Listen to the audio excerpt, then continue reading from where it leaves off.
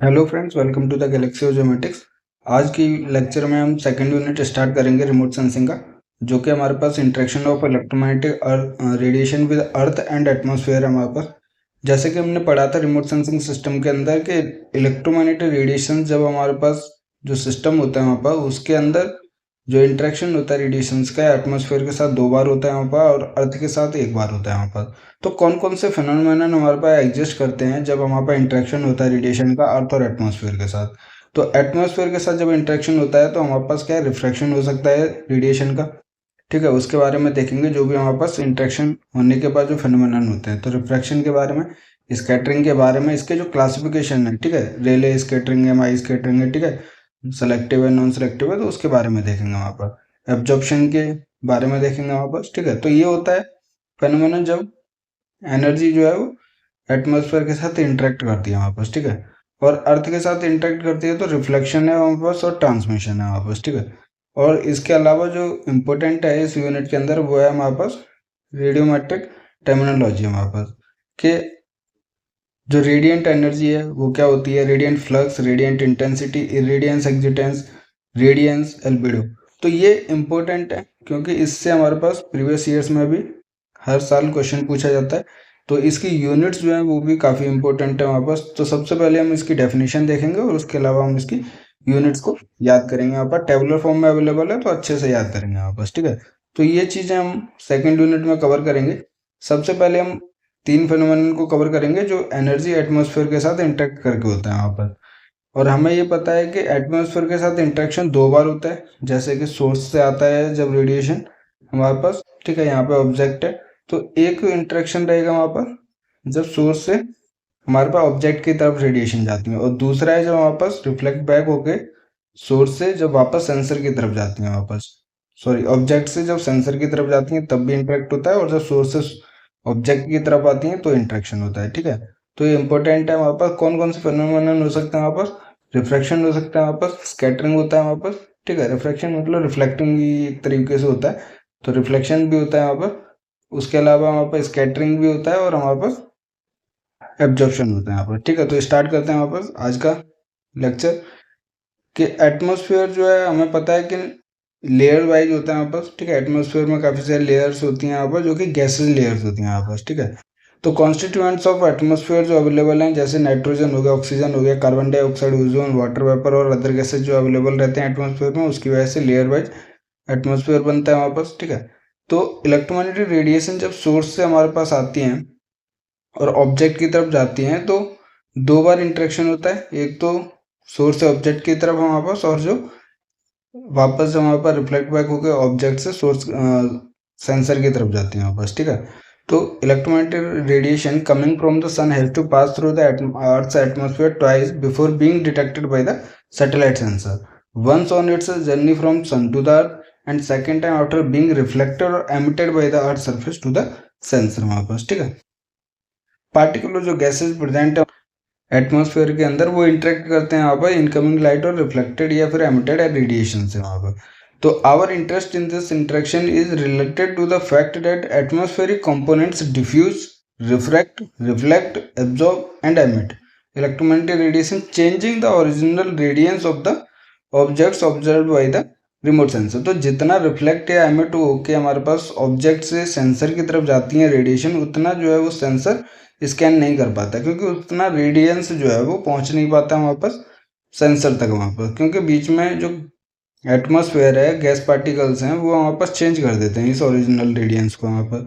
ठीक है, उसी के बारे में हम देखेंगे कि द इंटरेक्शन ऑफ ईएमआर जो है वो है हमारे पास electromagnetic radiation with the atmosphere is important to remote sensing for 2 main reasons. एक तो जो इन्फॉर्मेशन कैरीड होती है रेडिएशन की वजह से। ठीक है, जो रेडिएशन के अंदर इंफॉर्मेशन कैरीड होती है, कौन सी रेडिएशन, जो रिफ्लेक्टेड या एमिटेड है अर्थ सरफेस से, वो मॉडिफाई हो जाती है। ठीक है, जब वो एटमॉस्फेयर से ट्रेवल करती है, क्योंकि कुछ जो पार्ट है रेडिएशन का वो हमारे पास क्या होता है, एब्जॉर्ब हो जाता है, कुछ स्कैटर हो जाता है हमारे पास। ठीक है, कुछ रिफ्लेक्ट या रिफ्लेक्ट हो जाता है हमारे पास। ठीक है, तो उसकी वजह से जो एक्चुअल रेडियंस की जो इंटेंसिटी है वो नहीं पहुंच पाती यहाँ पर सेंसर से, जो कि ब्लर इमेजेस क्रिएट करता है या फॉल्स इमेज क्रिएट करता है वहाँ पास। ठीक है, Interaction of EMR with the atmosphere can be used to obtain useful information about the atmosphere itself. और उसके साथ साथ हम एटमॉस्फेयर के बारे में जानने के लिए भी जो रिमोट सेंसिंग यूज करते हैं उसमें भी हम इलेक्ट्रोमैग्नेटिक रेडिएशन का इंटरेक्ट कराते हैं एटमॉस्फेयर के साथ। ठीक है, कि हमारे पास क्लाउडी है या फिर जो भी हमारे पास वेदर रहता है या फिर एटमॉस्फेयर की कंडीशन रहती है वो भी हम EMR को जब इंटरेक्ट कराते हैं और फिर वापस सेंसर उनको स्कैन करके आउटपुट देता है, उससे हम एटमॉस्फेयर के बारे में जान सकते हैं वहाँ पर। तो ये दो चीज़ें जिसके बारे में हमें EMR को इंटरेक्ट करना है एटमॉस्फेयर के साथ और उसकी स्टडी करनी इम्पोर्टेंट है वहाँ पर। Change in the incident radiation on it's way towards satellite sensor is governed by several atmospheric effects as shown in the figure. These effects are caused by the mechanism of refraction, reflection, scattering, absorption and transmission। तो क्या क्या चीज़ें हैं हमारे पास? 5 phenomenon है। या तो हमारे पास रिफ्रैक्शन होता है, रिफ्लेक्शन होता है, स्कैटरिंग होती है, एब्जॉर्प्शन होता है या फिर ट्रांसमिशन होता है वहाँ पर। तो यहाँ पे हम देख सकते हैं कि एब्जॉर्प्शन होगा पार्टिकल्स की वजह से या फिर गैसेस की वजह से। ठीक है, वाटर वेपर भी होता है, वो भी एब्जॉर्ब करता है हमारे पास कुछ रेंज ऑफ वेवलेंथ की रेडिएशंस को। और कुछ हमारे पास रिफ्लेक्शन देखने के लिए मिलता है, ये हमारे पास पाथ रेडियंस होता है, या फिर हमारे पास क्या स्कैटरिंग होती है। यहाँ पास पाथ रेडियंस के बारे में समझेंगे तो डायरेक्ट सेंसर तक पहुंच जाता है। ठीक है, वो सभी हम टर्मिनोलॉजी जो भी हमने देखी है उसके बारे में देखेंगे। अब जैसे हमने मिराज के बारे में पढ़ा है, मिराज जो है वो रिफ्रेक्शन की वजह से होता है वहाँ पर। कैसे होता है उसका देखते हैं हमारे पास कि मिराज का मतलब है जैसे आप बहुत ही मतलब कि हॉट एरिया में हो। ठीक है, जैसे रेगिस्तान में हो या फिर रोड के ऊपर आप देखते होंगे पानी पानी दिखता होगा, एक्चुअली में वो पानी होता नहीं है वहाँ पर, वो क्या होता है मिराज होता है वहाँ पर। तो ये बनता कैसे कि on hot sunny days the atmosphere near the earth surface is very hot because of the turbulent hot air with different densities and hence different refractive indexes. तो जो भी हमारे पास जैसे मान लीजिए कोई भी रोड है, जो कि यहाँ पे हम देख सकते हैं क्लियरली, ये वाटर सा दिख रहा है, ये मिराज है वहाँ पर, वाटर अवेलेबल नहीं है वहाँ पर। तो क्या है कि जो नियर बाई अर्थ सरफेस के जो एयर अवेलेबल है वो काफ़ी ज़्यादा हॉट है हमारे पास, और जो इसके ऊपर अवेलेबल है एयर वो हमारे पास कोल्ड है। तो इन दोनों के बीच का जो रिफ्रैक्टिव इंडेक्स है वो चेंजेस है हमारे पास। तो the difference in the refractive indexes makes the air bubbles act as lenses slightly deviating the transmitted light। तो जैसे हमने पता है कि अगर दो ऑब्जेक्ट हैं, इसका अलग रिफ्रैक्टिव इंडेक्स है, इसका रिफ्रैक्टिव इंडेक्स अलग है, तो हमारे पास कोई भी रे या लाइट पास करती है तो चेंज कर देती है अपनी डायरेक्शन को वहाँ पर। ठीक है, तो स्लाइटली चेंज हो जाती है जब कोल्ड जो होता है उससे हॉट एयर में जब रे ट्रांसफर होती है वहाँ पर। तो ये जो चेंज इन डायरेक्शन है वो क्या क्रिएट करती है हमारे पास लेंसेज की तरह दिखाई देता है, जो कि हमारे पास एक शीशे की तरह दिखाई देता है, मतलब कि हम उसको पानी समझते हैं वहाँ पर। This deviation causes the mirage effect as shown in the following figure वहाँ पर। तो ये किसकी वजह से होता है? रिफ्रैक्शन की वजह से होता है। तो अभी हम रिफ्रैक्शन के बारे में समझते हैं कि एटमॉस्फेयर की refraction is the deviation of electromagnetic wave from a straight line as it passes through the atmosphere due to variation in air density which varies with altitude. हमें पता है कि एटमॉस्फेयर के अंदर जो लेयर्स हैं उनका टेम्परेचर जो होता है वो डिफरेंट डिफरेंट होता है, उसकी वजह से जो डेंसिटी होती है एयर की वो भी वेरिएशन देखने के लिए मिलता है वहाँ पर हर एक लेयर वाइज।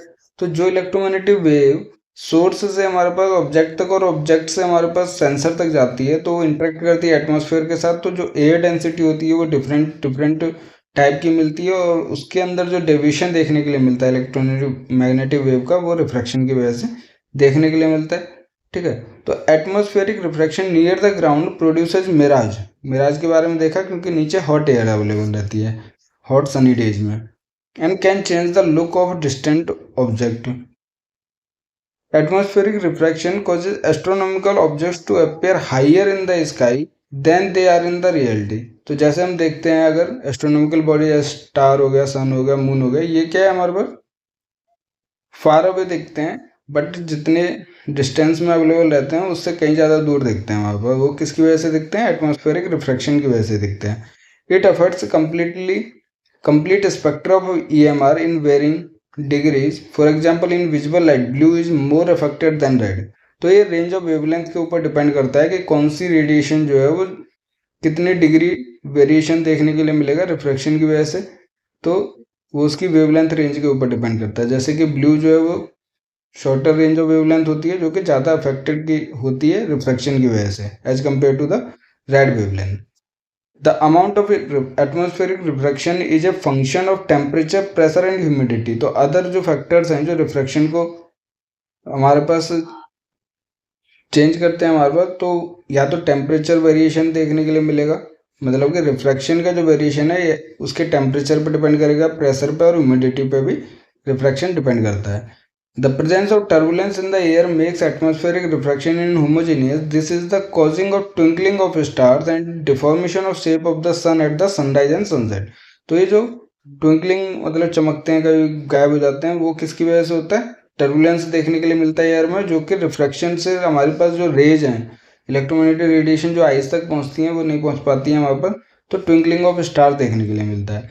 दूसरा जो फैक्टर है, जैसे कि हम देखते हैं हॉरिजन पे जो सन होता है, सनराइज और सनसेट के टाइम पे जो शेप है वो हमारे पास कुछ चेंज दिखती है सन की, ठीक है, अभी फिगर में भी देखेंगे। तो वो हमारे पास किसकी वजह से दिखती है? रिफ्रैक्शन की वजह से। जो डिफॉर्मिटीज देखते हैं हम सन के शेप में, वो रिफ्रैक्शन की वजह से देखते हैं, ठीक है, क्योंकि हॉरिजन पे हम देखते हैं कि लार्ज डिस्टेंस कवर करना पड़ता है किसी भी पॉइंट पे अर्थ सरफेस के ऊपर, हॉरिजन के ऊपर, ठीक है। पोल पे होता है तो उतना डिस्टेंस कवर नहीं करना पड़ता रेज को, बट हॉरिजन के ऊपर हमारे पास डिस्टेंस ज़्यादा कवर करना पड़ता है, और डिफॉर्मिटीज जो देखने के लिए मिलती है सन की, सनराइज और सनसेट के टाइम पे, वो रिफ्रैक्शन की वजह से मिलती है। Atmospheric refraction is minimum in the zenith, zenith मतलब पोल 90 डिग्री पे, and maximum at the horizon, horizon पे मैक्सिमम, क्योंकि डिस्टेंस बढ़ जाता है वहाँ पर। In day to day life we often experience refraction when we insert a spoon in the water filled bowl, it appear slightly elevated. तो अभी हम फिगर में देखते हैं रिफ्रैक्शन का एक तो एग्जाम्पल है हमारे पास, कि जब वाइट लाइट पासेज करती है प्रिज्म से तो उसके 7 कंपोनेंट्स बन जाते हैं।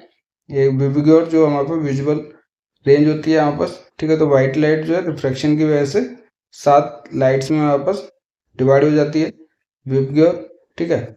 The other side of prism illustrating the refraction phenomenon, refraction की वजह से होता है। और दूसरा जो एग्जांपल हम स्पून का बोल रहे थे कि ग्लास में वाटर फिल किया तो ऊपर के स्पून का शेप अलग है और नीचे जो है वो थोड़ा स्लाइटली चेंज है, डिफ्लेक्टेड दिख रहा है हमारे पास, क्योंकि दोनों ऊपर एयर जो उसकी डेंसिटी अलग है और वाटर की डेंसिटी अलग होती है यहाँ पर। तो डेंसिटी की वजह से जो रेज का हमारे पास ट्रेवलिंग है, उसका जो पाथ है वो स्लाइटली डेविएट हो जाता है। फर्दर एक एग्जांपल देखते हैं, इसमें एक ग्लास है, ऊपर और नीचे वहाँ पर एयर है, तो एयर का जो है डायरेक्शन सिमिलर है, और बीच में जो ग्लास है उसकी डेंसिटी अलग होने की वजह से उसका जो डेविएशन है रेज का वो देखने के लिए मिलता है वहाँ पर। तो representation of refraction of light at the interference of two media, तो जितने ज़्यादा डेंसिटी वेरिएशन होंगे उतने ज़्यादा पाथ वेरिएशन देखने के लिए मिलता है। तो एटमॉस्फेयर के अंदर तो लेयर वाइज एयर अवेलेबल है या फिर गैसेज अवेलेबल है जिनकी एयर डेंसिटी जो है वो डिफरेंट डिफरेंट होती है हमारे पास, और वेरिएशन देखने के लिए मिलता है, जिसकी वजह से जो ट्विंकलिंग ऑफ स्टार्स है या फिर हमारे पास डिफॉर्मिटी इन सन देखने के लिए मिलता है eight the sunrise and sunset. जैसे ये हमारे पास सनराइज और सनसेट की बात कर रहे थे हम, कि एकदम क्लियर नहीं दिखता है हमारे पास सन जो है सनराइज और सनसेट पे, ठीक है, ऐसे सेमी सर्कुलर नहीं दिखता है, कुछ डिफॉर्मिटीज है वो देखने के लिए मिलती है। वो क्यों मिलती है? रिफ्रैक्शन की वजह से। कि इफ द सन और moon is low above the horizon, the optical path of the light through the atmosphere is very long. तो जैसे मैंने बताया कि अर्थ के ऊपर पोल पे या फिर जेनिथ पे जो है वो कम डिस्टेंस होता है, मिनिमम डिस्टेंस होता है, और हॉरिजन पे ज़्यादा डिस्टेंस होता है किसी भी ऑब्जेक्ट का हमारे पास, ठीक है। तो जितना ज़्यादा डिस्टेंस उतना ज़्यादा अपनी आइज तक पहुंचने के लिए रेडिएशंस को ट्रेवल करना पड़ेगा, वहाँ पर डिस्टेंस इंक्रीज हो जाता है। तो atmosphere usually has a layered structure of different temperature gradients and pressure. तो लेयर वाइज होता है एटमॉस्फेयर जो होता है, जिसका डिफरेंट टेम्परेचर होता है और प्रेशर भी डिफरेंट होता है वहाँ पर। तो रिफ्रैक्शन ऑफ लाइट जो होती है लेयर से जब पासेज करती है एटमॉस्फेयर की, तो जो सन की डिस्क है जो कि सेमी सर्कुलर हम देखना चाहते हैं, वो डिफॉर्म हो जाती है, फ्लैटेंड और डिस्टॉर्टेड हो जाती है, क्योंकि हमारे पास जो लाइट को ट्रेवल करना पड़ता है या फिर रेडिएशन को अपनी आइज तक पहुंचने के लिए ट्रेवल करना पड़ता है, वो काफ़ी सारी लेयर से ट्रेवल करना होता है, क्योंकि डिस्टेंस इंक्रीज हो जाता है हॉरिजन के ऊपर हमारे पास। ठीक है। तो ये जो डिफॉर्मिटी शेप देख रहे हैं हम हॉरिजन पे, वो रिफ्रैक्शन की वजह से देखने के लिए मिलती है। अभी हम क्या है इसके बारे में भी देखेंगे कि ये जो सनराइज और सनसेट पे ये yellow blue colour sorry red colour का क्यों दिखता है वहाँ पर सन, ठीक है। तो वो अभी हम किसके अंदर देखेंगे, स्कैटरिंग के अंदर देखेंगे। अभी हम देख रहे हैं deformity seen in the sun shape when it is in horizon. वहाँ पर रिफ्रैक्शन की वजह से देखने के लिए मिलता है, डिफॉर्मिटीज होती है, ठीक है। और ये जो रेड कलर देखने के लिए मिलता है वो स्कैटरिंग की वजह से देखने के लिए मिलता है। उसके बारे में भी हम नेक्स्ट लेक्चर के अंदर पढ़ेंगे, बट दोनों में कंफ्यूज नहीं होना है, ठीक है। अगर एग्जाम में डिफॉर्मिटी पूछता है तो वो हमारे पास रिफ्रैक्शन की वजह से, और अगर रेड कलर या फिर येलो कलर देखने के लिए मिल रहा है तो वो किसकी वजह से, स्कैटरिंग की वजह से हम, ठीक है। अब जैसे एनआइसोट्रॉपी होता है, हमने आइसोट्रॉपी तो बहुत देखा है कि हर एक डायरेक्शन में जो है वो इक्वल, अगर वो सेम प्रॉपर्टी रखता है तो आइसोट्रॉपिक है। बट एनआइसोट्रॉपिक क्या है कि is the property of being directionally dependent, मतलब एक डायरेक्शन में डिफरेंट हमारे पास प्रॉपर्टी रहेगी किसी भी चीज़ की, और अगर दूसरी डायरेक्शन में जाते हैं तो उसकी प्रॉपर्टी चेंज हो जाती है। As oppose to the isotropy which implies identical properties in all direction. जैसे आइसोट्रॉपी होता है कि हर एक डायरेक्शन में किसी भी ऑब्जेक्ट की या किसी भी चीज़ की जो है वो प्रॉपर्टी सेम रहती है। आइसोट्रॉपिक क्या होता है हमारे पास, scattering is different from reflection in the sense that the direction associated with scattering is unpredictable, whereas the direction of reflection is predictable, ठीक है। तो आइसोट्रॉपिक में हमने देखा कि किसी भी डायरेक्शन में जाएंगे प्रॉपर्टी सेम रहती है हमारे पास, ठीक है। बट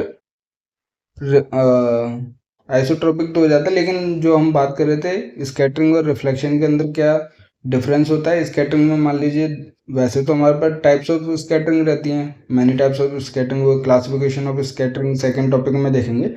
तो इसमें हम देख सकते हैं कि जो डायरेक्शन रहती है डिफरेंट प्रॉपर्टी भी शो करता है स्कैटरिंग, और उसकी जो डायरेक्शन है वो प्रेडिक्टेबल नहीं रहती कि स्कैटर होकर वो कौन सी डायरेक्शन में जाएगा, कितने अमाउंट का जाएगा हमारे पास, ठीक है। वो डिपेंड करता है उसकी रेडिएशन की वेवलेंथ पे और साइज ऑफ पार्टिकल जिससे वो स्कैटर होता है। बट रिफ्लेक्शन के केस में हम जो डायरेक्शन है, ठीक है, कि रेडिएशन आएगी फिर रिफ्लेक्ट होकर हमारे पास जाएगी, तो ये एंगल जो होता है वो इक्वल होता है इंसिडेंस और रिफ्लेक्टेड वाला। तो ये चीज़ें हम पढ़ेंगे रिफ्लेक्शन के केस में, जो कि हमारे पास क्या है, डायरेक्शन जो होती है रिफ्लेक्शन की वो प्रेडिक्टेबल होती है यहाँ पास, ठीक है। तो वो आइसोट्रोपिक बिहेवियर शो करता है। स्कैटरिंग रीडायरेक्ट्स, स्कैटरिंग का मतलब है कि redirects incident electromagnetic radiation and deflects reflected EMR from its path. तो जो भी पार्टिकल होगा वो उस एनर्जी को डिफरेंट डायरेक्शन में चेंज कर देता है, यहाँ पर रिफ्लेक्ट कर देता है ईएमआर को। एरोसोल्स मतलब जो मैटर अवेलेबल है, पार्टिकुलेट मैटर एटमॉस्फेयर के अंदर अवेलेबल है, उसको हम एरोसोल्स कहते हैं, ठीक है। तो ये हमारे पास रिफ्रैक्शन के बारे में था। दूसरा जो इम्पोर्टेंट टॉपिक है वो है स्कैटरिंग। इससे काफ़ी क्वेश्चंस बनते हैं स्कैटरिंग से, इसको हम अच्छे से देखेंगे कि most of the light that reaches our eye comes not directly from its source but indirectly by the process of scattering. क्योंकि हमारे पास जो एनर्जी सोर्स है वो ऑब्जेक्ट्स के ऊपर फॉल होता है हमारे पास, ठीक है। और फिर ये जो रेडिएशंस हैं ऑब्जेक्ट की वजह से जो रिफ्लेक्ट होकर हमारे आइज तक पहुंचती हैं, वो तो पहुंचती हैं, लेकिन मोस्टली जो होती हैं वो स्कैटरिंग होके पहुंचती हैं हमारे पास, ठीक है। पार्टिकल है स्कैटर हो गया हमारे पास, यहाँ पे भी पार्टिकल है स्कैटर हो गया। तो स्कैटरिंग की वजह से हम ज़्यादा देखते हैं कि हमारी आइज तक जो रेडिएशन हैं वो पहुंचती हैं हमारे पास। You see diffusely scattered solar radiation when you look at the clouds और एट द स्काई। तो जब हम किसी स्काई या फिर किसी क्लाउड्स की तरफ देखते हैं हमारे पास, तो क्लाउड व्हाइट कलर का दिखता है, और स्काई देखते हैं हम दिन में तो हमारे पास क्या ब्लू कलर का दिखता है। तो वो जो फेनोमेनन है वो स्कैटरिंग की वजह से यहाँ पर ज़्यादा इफेक्टेड रहता है। वो कैसे रहेगा अभी हम देखेंगे कि क्लाउड्स भी व्हाइट कलर के क्यों दिखते हैं, स्काई ब्लू कलर का क्यों दिखता है, ठीक है। और हमने देखा भी कि सनसेट और सनराइज के टाइम पे वो सन जो है वो रेड कलर का क्यों दिखता है, ठीक है। और जब जेनिथ पे होते हैं तो व्हाइट कलर का क्यों दिखता है। तो वो सारी चीज़ें अभी हम स्कैटरिंग के बारे में पढ़ेंगे, क्योंकि टाइप्स ऑफ स्कैटरिंग होता है, तो वो चीज़ भी आपको याद रखनी है कि कौन से टाइप ऑफ स्कैटरिंग की वजह से हमारे पास कौन सा फेनोमेनन या फिर कौन सी चीज देखने के लिए मिलती है। The land and water surfaces and the object surrounding us are visible through the light they scatter. An electric lamp does not send us light directly from the luminous filament but usually glows with the light that has been scattered by the glass well. तो जब हम किसी भी room में बैठते हैं और tubelight होती है वहाँ पर या फिर कोई भी बल्ब होता है, जब उसको हम ऑन करते हैं तो डायरेक्टली लाइट जो है वो हमारे आंखों तक नहीं पहुंचती है। वो क्या ऑब्जेक्ट पे फॉल होती है, ऑब्जेक्ट से रिफ्लेक्ट स्कैटर होकर हमारे पास जनरली आइज तक पहुंचती है, इसलिए हम पूरे रूम में डिफरेंट ऑब्जेक्ट को देख पाते हैं हमारे पास। ठीक है, तो ये क्या है, स्कैटरिंग की वजह से होता है। Unless you look at the source such as the sun, a flame और an incandescent filament with a clear bulb, you see light that has been scattered. तो जो लाइट स्कैटर होती है उसको हम देखते हैं हमारे पास। ठीक है, जो लाइट हमारे पास बल्ब से डायरेक्ट निकल रही है वो नहीं देख पाते, मतलब देखते नहीं है हम उसको।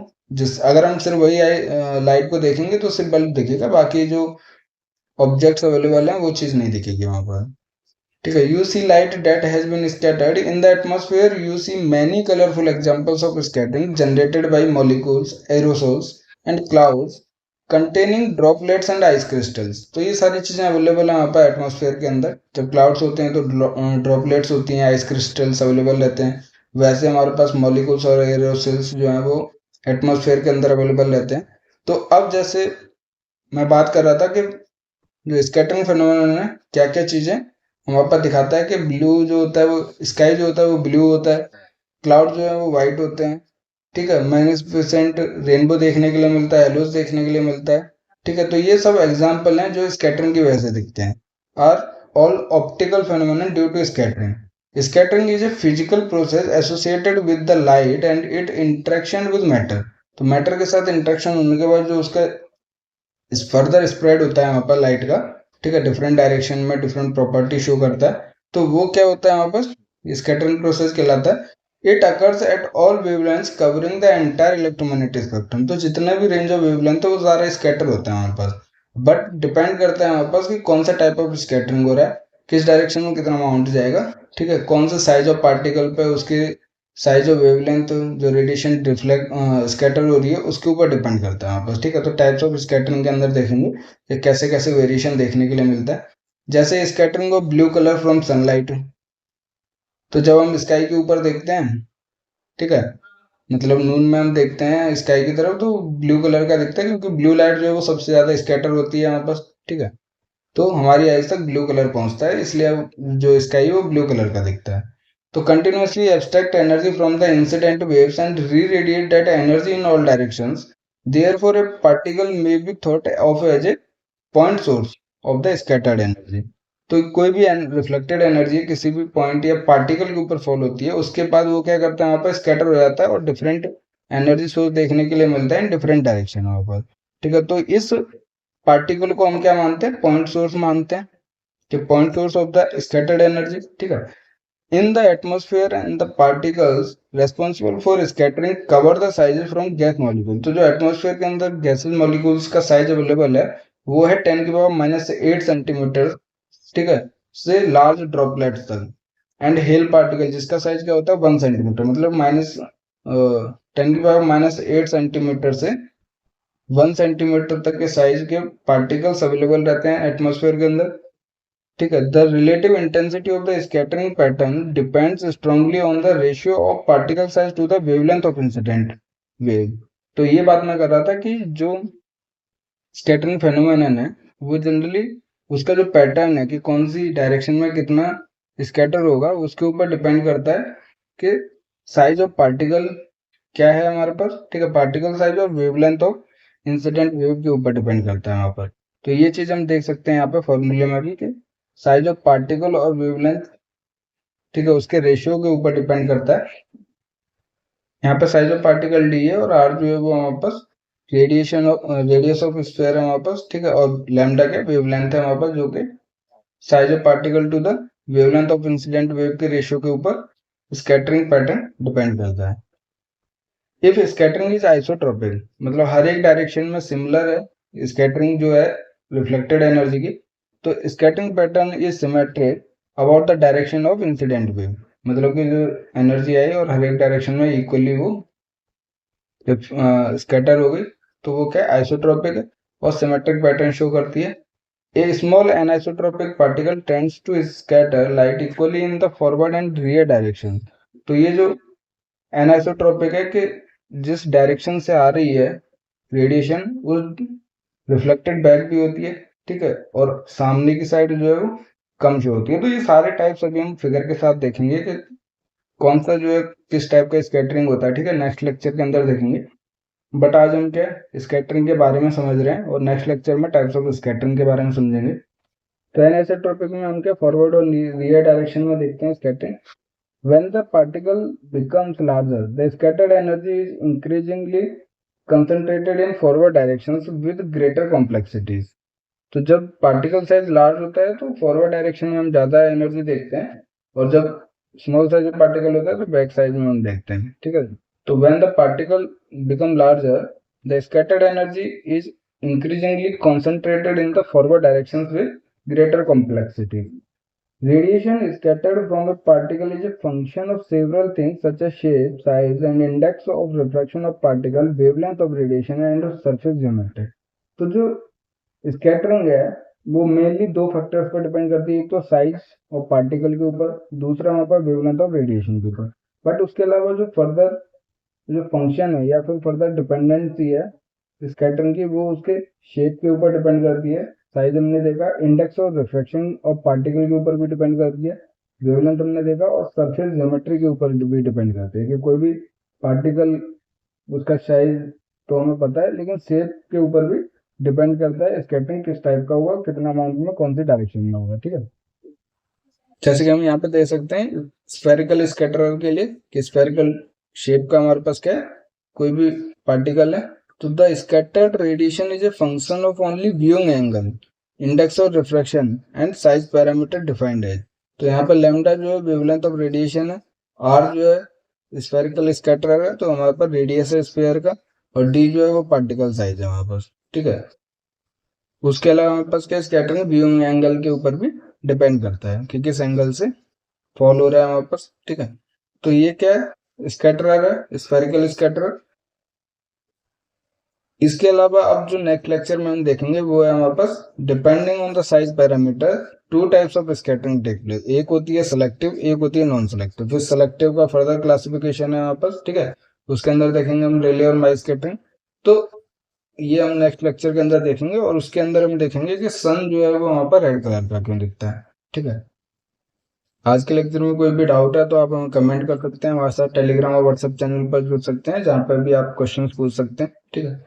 और फर्दर नोट्स के लिए या फिर फर्दर अपडेट्स के लिए आप हमें टेलीग्राम और व्हाट्सएप चैनल पर फॉलो कीजिए, चैनल को सब्सक्राइब कीजिए, और अपनी गेट ज्योमेट्रिक्स की तैयारी ज्योमेट्रिक्स गैलेक्सी के साथ करते रहिए। Thank you.